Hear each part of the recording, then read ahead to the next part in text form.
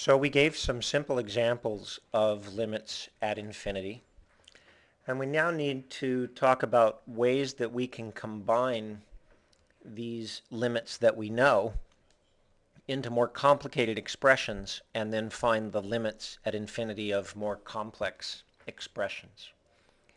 There is a kind of progression of techniques that you want to try here. First, you see if the limit is one that you already know, such as the limit of 3 is 3 or the limit of x is infinity.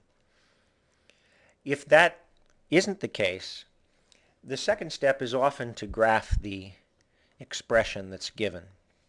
Now, I put graph in parentheses for a couple of reasons. One, you're not always in a position that you can graph a given expression. And two, just because you can graph it and sort of see where it seems to be headed as x gets large is no real proof or guarantee that that's what the limit is. It gives you some intuition, but you need to go farther in order to really determine the limit with any precision. And that leads us to the limit laws. That's what we'll be talking about today. Let me get rid of this title just so we have a little bit more space. The limit laws are a series of proofs that have been done, which we will not go over, that show how you can extend what you know about known limits to combinations of them. Namely, the sum of two known limits is the sum of the individual limits. The limit of a difference is the difference of the individual limits, and similarly for a product, a quotient, and a power. Let me illustrate how that actually works to make it clearer. So for example, suppose we're given this limit here. What is the limit as x goes to infinity of 1 over x plus 3? Well, in fact, we can rewrite that based on the limit laws as two separate limits. First, the limit as x goes to infinity of 1 over x plus a completely separate entity, namely the limit as x goes to infinity of 3. Now, it may seem trivial what I've done, but in fact, there's no guarantee with this new thing that we're studying, limits as x goes to infinity, that I can carry out this step except that it's been proved by these limit laws.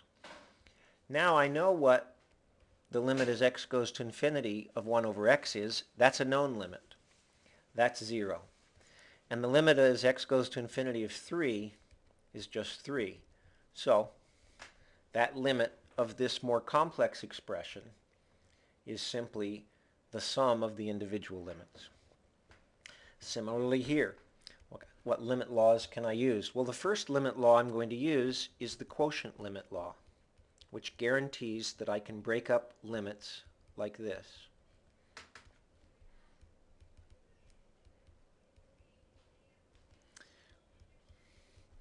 Then I can use the product limit law on the bottom and the sum limit law on the top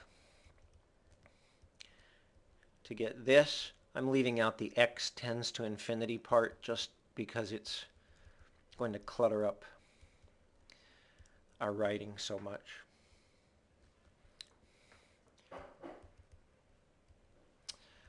But as you can see, what limit law have I used on the top? I've used the sum limit law. What limit law have I used on the bottom? The product limit law. And now I know that that goes to 2 plus pi over infinity times infinity. Well, that's going to be 0 because this is a finite number, not a very large number, and infinity times infinity is still going to be infinity. And a fixed number over something that becomes enormously large as x goes to infinity is going to be 0. So these are just two examples of how you can take a slightly more complicated expression, break it down using the limit laws, until you get down to the individual elements, which are known limits, and get an answer. Let's try a couple of more complicated examples. So let's get rid of those. Let's try these. All right, now, maybe the first thing to do in this case would be, again, to use the quotient limit law so that I know this is the limit of 4 sine x over the limit of x. And then what limit law would I use on the top to further break that down? Well, I could use the product limit law, and then I'd know that it was the limit. And again, I'm leaving out as x goes to infinity just because I don't want to overly complicate the drawing. Limit of 4, limit of sine x over the limit of x. Well, we know the limit as x goes to infinity of 4. That's just 4. The limit as x goes to infinity of sine x, we determined, is a known limit, and the answer is that it does not exist. And this limit as x goes to infinity of x itself is known to be infinity as well. And so we've got 4 plus does not exist all over infinity. Well, that doesn't seem very encouraging. Okay? And in fact, it shouldn't. This is what we've talked about before. This is an indeterminate form.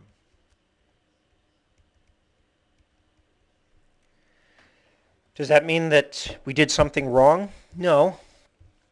Indeterminate forms simply mean we haven't done enough work yet. Now, in this case, remember, the goal is to use the limit laws to turn this into a set of known limits. And so you may recognize that sine x over x is a known limit. So the better way to break this up would have been to write the limit as x goes to infinity of 4 times the limit as x goes to infinity of sine x over x. Which limit law have I just used? Which limit law makes this transition allowed? It's the product limit law. And now we know the limit as x goes to infinity of 4 is just 4. That's a known limit. And the limit as x goes to infinity of sine x over x is one of our known limits. Again, it's a little unusual, but we showed in a previous video that that was 0. So what we've got is 4 times 0, which is 0. Now at this stage you might be a little bit confused. You say, gee, I tried the limit laws in one direction, I got one answer. I did the limit laws in a different order and I got a different answer. Which is the right one? And the answer is this. If you get an indeterminate answer, it means that you need to back up and try a different way. But if you get an answer that is not indeterminate, that is the answer. You will never find a case where by applying the limit laws in 2 different orders, you get 2 completely different answers. You'll either get an indeterminate answer, which means you have more work to do, or you'll get a specific answer. 0, infinity, does not exist. Those are not indeterminate. Let's try just one more, and then we'll see how the limit laws work in a number of cases, but sometimes you have to go on to this 4th step. So in this case, we'll use the quotient rule and break it up into the limit of x squared plus 3x all over the limit, again, as x goes to infinity in both cases, of 2x squared minus 5. Then we'll use the sum limit law, the difference limit law. We'll break up the 3x into the limit of 3, the limit of x. We'll break up the x squared into the limit of x, using product limit laws, so that the final thing looks something like this. the limit of x times the limit of x plus the limit of 3 times the limit of x all over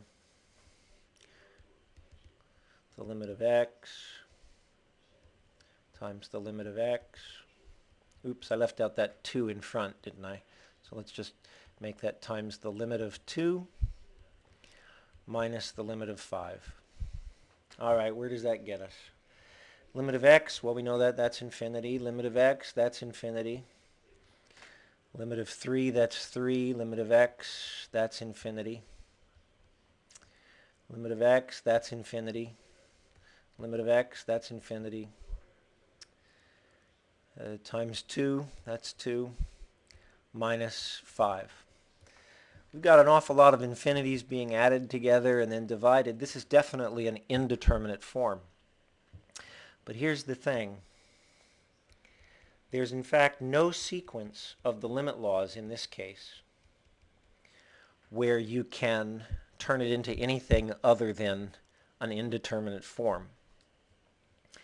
And so that will be the subject of the next video, how to deal with even more complicated expressions like this. But to sum up what this video is about, if you can, simply by applying the limit laws, break up an expression into a set of known limits, and you get an answer that is not indeterminate, then you're done.